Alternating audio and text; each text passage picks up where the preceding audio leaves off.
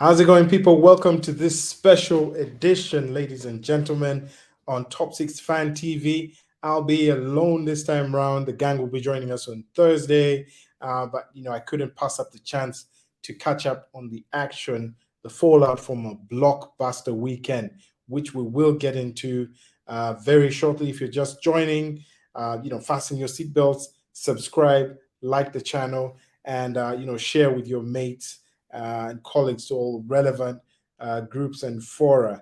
And we'll be kicking it off right after this. Oh, he's done it! Cometh now! Cometh the man! And it's that one, Bellingham! It's 8 goals in his last 8 Premier League starts at Emirates Stadium. Salah! Wow! What a strike by Mohamed Salah! Ball down the channel, and it's played into Fernandez in the penalty area. Looking for the 1-2 Balotelli. He's won the title. Haven't they? Here's Harry Kane. Kane goes for what a goal from in business here. Lukaku scores on second debut. It's only taken 14 minutes.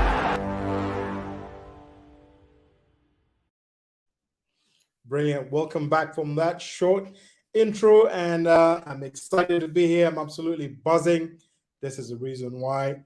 North London is red, people. North London is red, and I'll definitely kick off the action or review of the action with the result, the fantastic result from the Emirates Stadium, where Arsenal absolutely battered Tottenham Hotspur, and fantastic football on display, especially in the first half where there's a blistering performance. You can see now what Mikel Arteta is trying to do, building up the play out from the back, and we did see it being effected quite ruthlessly by the Arsenal team. Goals coming in from ESR, Emil Smith-Rowe, and of course Pierre-Emerick Aubameyang scoring the second, linking up again with Emil Smith-Rowe. Fantastic assist from him, and then obviously a star boy, as they call him, Bukayo Saka, coming in with a third goal before Son eventually, in the second half, pulled one back for the Spurs, but it was not enough. It was not enough. Spurs fans were actually leaving the stadium, in the first half. You had Spurs fans leaving the stadium in the first half. I've never seen that. It was exciting stuff.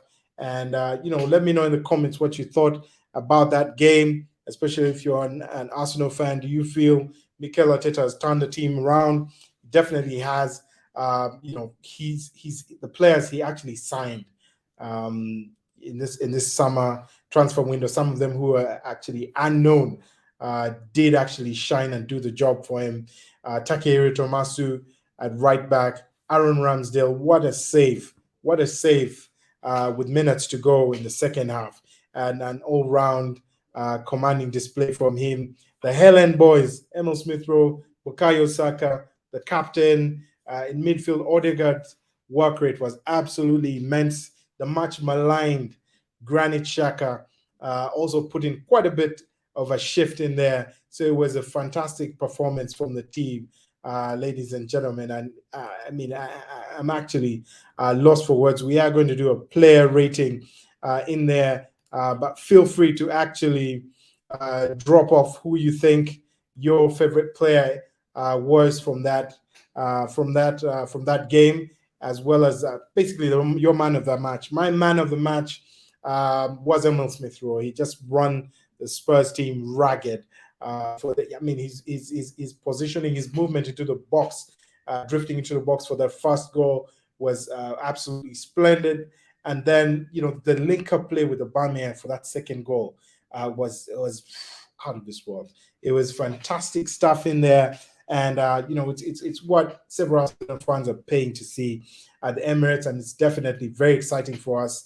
We actually move above Spurs into 10th on goal, with a better goal difference, and hopefully we can push on and keep from that. But look at these visuals. I mean, it was fantastic stuff. Pierre-Emerick Aubameyang going in and doing the Henry celebration in front of Spurs fans. It was fantastic. Look at that. It was fantastic. Thierry Henry was actually in the stands.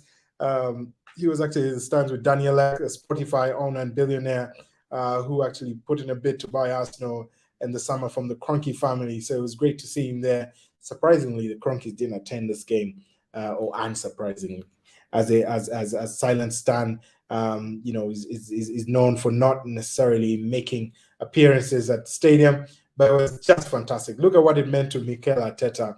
A lot of passion in there. You can see that he's recovering from the pain of the first few games, the first 3 games where we lost consecutive games, goal difference of -9. It was an absolute shambles. Everyone was calling for his head. I was also, admittedly Mikel out, because I just didn't see. It wasn't just about the results for me. It was about the style of play, the balance, some of his decision making on team selection as well as substitutions was just playing. But we are starting to see, and I'm sure we'll get into that in the player ratings, that his team, especially the signings that he brought in with a fully fit squad, he is actually starting to bring it home. Thomas Partey is another one I didn't mention in there, who was absolutely immense in that midfield, and it was just a dream performance right there from the Arsenal, and it's something that we all look forward to, something that we as Arsenal fans have been dreaming about for some time. I'll actually at this point go into the player ratings from the game, and let me know what you guys think. Feel free to drop some comments in there, but let me know what you guys think about the player ratings or who your man of the match was. But kicking off from the back, Aaron Ramsdale, fantastic performance. He did concede a goal from Son, but I do feel play was interrupted when I think it was Partey that went down, if I'm not mistaken. And Arsenal fans, the Arsenal team on the pitch actually lost concentration, and Spurs just kept going and nicked that goal.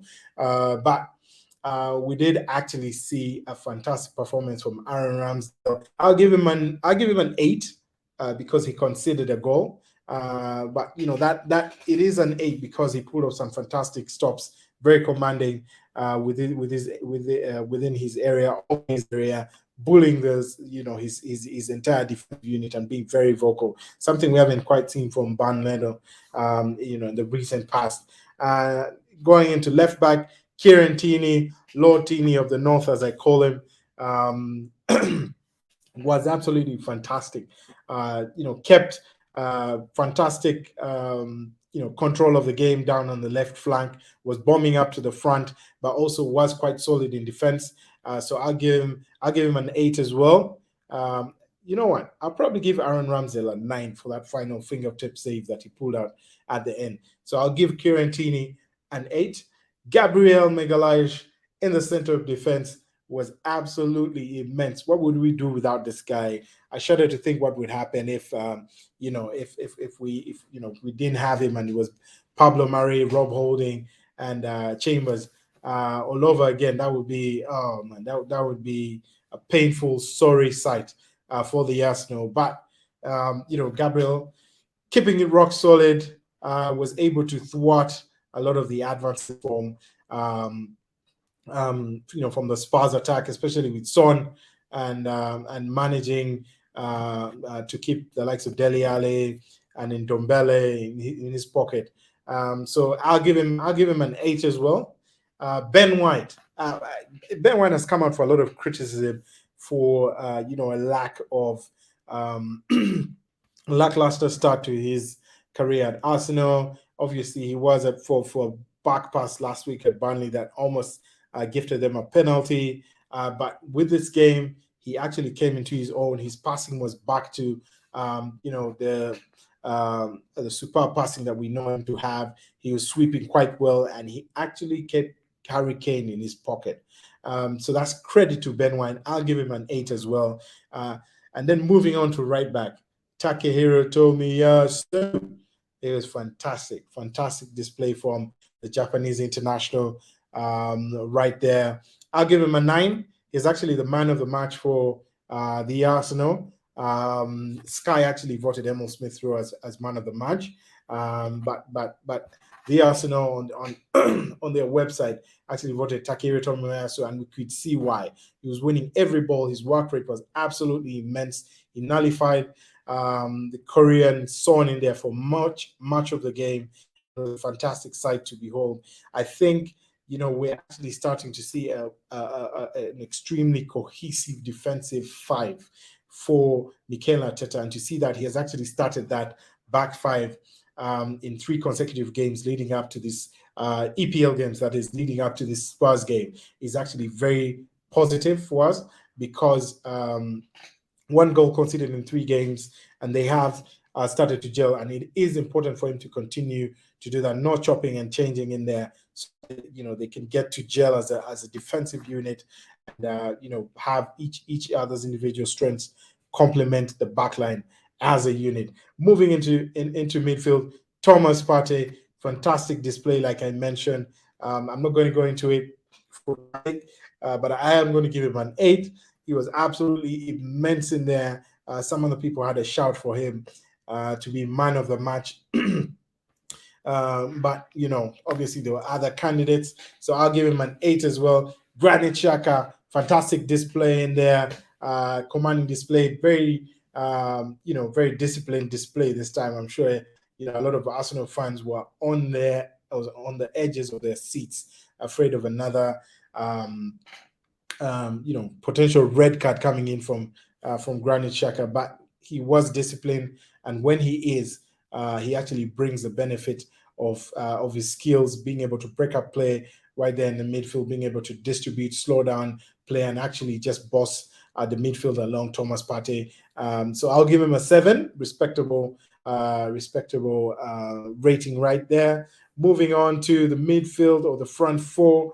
Oh my goodness, it was a near perfect, or almost perfect display from the front 4 as a unit, but kicking it off with Bukayo Saka. What a player! I think for me, his shift to the right, and having him replace Pepe right there is something that a lot of Arsenal fans have been crying out for. I certainly have been perplexed about why Mikel Arteta insists to have him play out on the left. I know he's trying to fit Pepe in, obviously thought that he had some gifts and things to offer to the team. But you have seen Gareth Southgate effectively deploy Bukayo Saka on the 7 on the right-hand side of that midfield for England to great effect. So it was about time that Mikel Arteta tried his luck there, and we did see what that could yield. And it was a fantastic display right there for Saka, coming in with a goal and an assist. I'm going to give Bukayo Saka. I'm going to give him. Let's see, Bukayo Saka. What do I give you? I'm going to give you a 9, actually, Bukayo Saka. He was just absolutely immense until until the time he came off in the second half. Obviously, his legs are getting quite heavy. He's played quite a bit of football. It would be great to start, resting him and bringing Pepe into the game as a starter for the lesser games from Brighton onwards. At least for the next 2-3 games, just give him a rest to get him to, just relax his muscles. And he's played a great deal of football over the past 2 years for the Arsenal, basically carried up a little bit. So I'll give him a 9.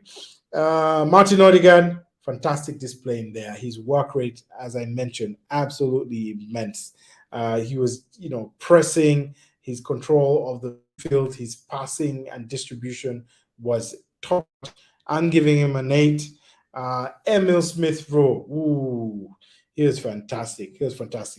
Boy, did he take his goal well. The first goal, and he obviously mentioned that it was great for him to score against Spurs in the North London derby. He actually mentioned he had that discussion with Saka. So for them to go ahead and both score, it was a fantastic thing for those lads. So I'm going to give him a 9. He had a fantastic game. Actually, I'm giving Emil Smith Rowe a 10. I'm giving him a 10 because he did have a goal, did have an assist, but his work rate, the way he was tearing into that Spurs box, arriving at the right time. It wasn't just his attacking play, but his defensive play as well was forcing the Spurs players into a panic and force them to actually send the ball back, lose a bit of their shape, lose a bit of their concentration. Him and Nordigan specifically with the pressing were quite immense. And then rounding up our first 11 there was the captain, Aubameyang. Immense for him to get a goal in there and in the North London derby. And what a celebration. The Thierry Henry celebration right in front of the Spurs fans was, for me, something that was written in the stars, especially with Thierry Henry in the crowd. That was fantastic to watch. It was just an amazing day for the Arsenal 4. So I'll give him a 9 as well. It's great to see him back amongst the goals. So hopefully that continues, that carries on for some time. With regards to the substitutes, respectable displays. They obviously came in quite late. Albert Konga, Ainsley Maitland-Niles, Nuno Tavares. I'll give them a respectable 6 because they tried to keep it steady in there, and it was just a great all-round result for us. Fantastic stuff. Look at this celebration right there from Pierre-Emerick Aubameyang. The Henry celebration, ladies and gentlemen. For some of you who may know, this is a celebration that got Thierry Henry. Well, not got him, but it is a celebration that is actually was transformed into a statue outside the Emirates Stadium. So if you ever make it there, you'll be able to see that. And look at how despondent Kane and Son were for that. And is the pressure building on this man, Nuno Espirito Santo? Won his first 3 games, was top of the league, has now lost 3 on the trot. The pressure is mounting, but I don't think it is. I don't think it's fair for him to for us to start saying that he should be given the sack. The odds are becoming more favorable for him to be sacked at the bookies, but I do believe that he should be given time. He's definitely trying to find out the right system at Spurs, and following this, he'll probably start thinking of reverting to his much revered 3-5-2 system that he deployed at Wolverhampton that got him such great results. And we will see what happens. But pressure definitely mounting on him. He would do well not to lose the fourth game. And that's it from the North London side. North London is red, people. North London is red. Obama blood clot young right there. Giving us some great times. And I will touch a bit on the Manchester United result. Obviously, Man United falling to Aston Villa at Old Trafford, 1-0 at Old Trafford. So it wasn't a great result for Manchester United. They got a penalty. They got a penalty in the 93rd minute of additional time, and Manchester United fans thought they were going to nick it Fergie time style. But as we see, Cristiano Ronaldo passed on the penalty responsibility to Bruno Fernandez, which I think was actually, in my view, a lot of United fans were asking why it wasn't given to CR7. But in my view, I can understand why CR7 is trying to do that. He doesn't want to come in. He knows there's a lot of spotlight on him. He doesn't want to come in and take the shine away from those who have contributed to the team in the past. So I think it was actually very gracious of him to give his penalty opportunity to Bruno Fernandes. But what happened, ladies and gentlemen, the ball is still flying as we speak. I have no idea what happened to Bruno Fernandes, but hard luck, tough luck for Manchester United. They actually lose to Aston Villa, dropping points. Courtney House in there scoring with an assist from Douglas Luiz and the boys from Birmingham. That's Aston Villa, a victory. And of course, Martinez, their former Arsenal keeper, engaging in theatrics to try and destabilize the penalty takers. First Cristiano Ronaldo and then Bruno Fernandes, and he did a fantastic dance after that went over the bar. So sorry, United fans.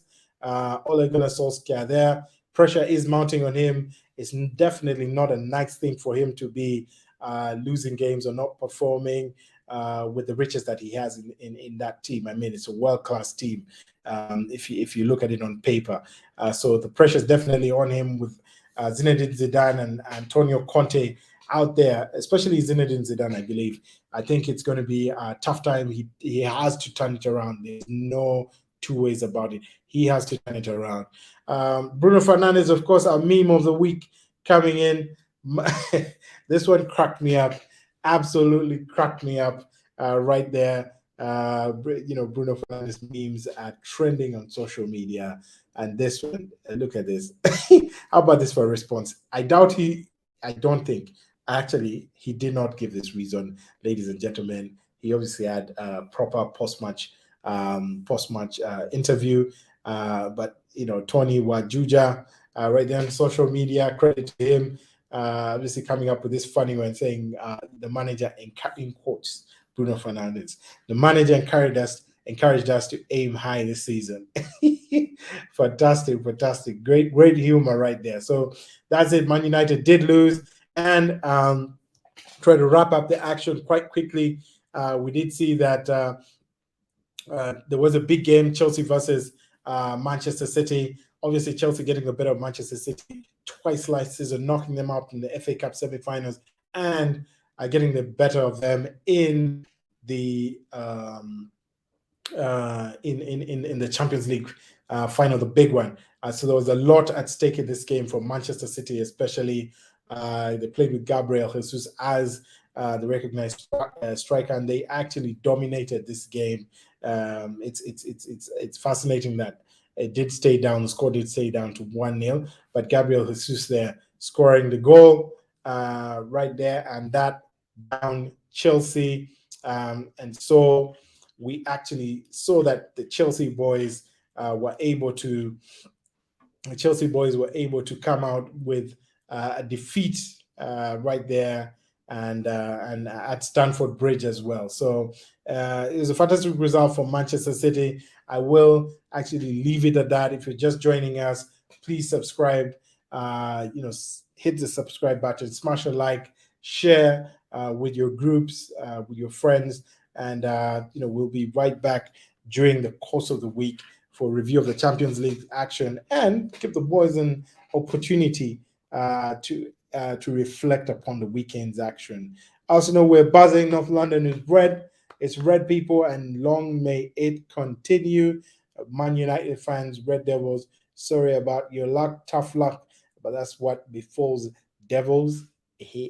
And obviously for the boys at City, great result for Guardiola. So the table is starting to shape up, people. The table is starting to shape up.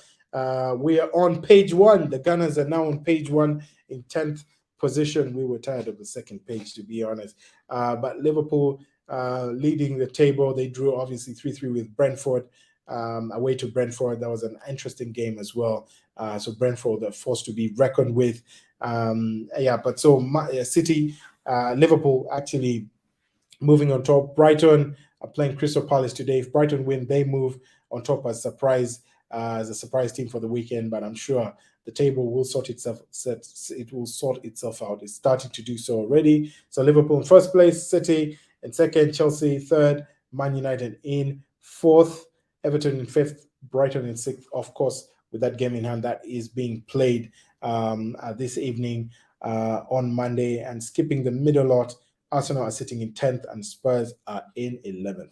It's been real, people. Thank you for tuning in. Feel free to check out our other episodes, and we'll be happy to have you on for the next show that will be coming up during the course of the weekend. This was a special edition, but the locker room will be back later in the week right here on Top 6 Fan TV. Have a fantastic week, people. God bless.